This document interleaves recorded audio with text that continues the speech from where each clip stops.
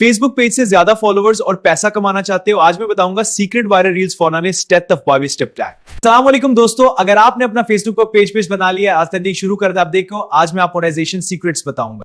सबसे पहले ट्रेंडिंग और एंगेजिंग टॉपिक सिलेक्ट करें। फेसबुक रील्स में वायरल होने के लिए ऑडियंस को इंटरेस्टिंग और यूनिक कंटेंट दिखाएं।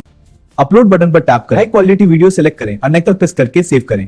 क्लियर ऑडियो और लाइटिंग से वायरल हो सके। वीडियो के नीचे एंगेजिंग कैप्शन लिखें और ट्रेंडिंग हैशटैग्स लगाएं। इसे रीच और एंगेजमेंट दोनों बढ़ता है।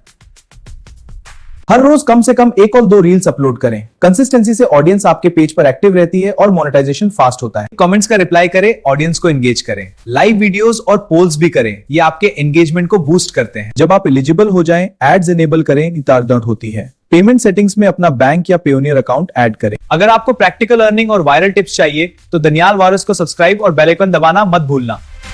रील्स से मैक्सिमम अर्निंग का सीक्रेट फॉर्मूला, इसलिए चैनल को फॉलो करना मत भूलना।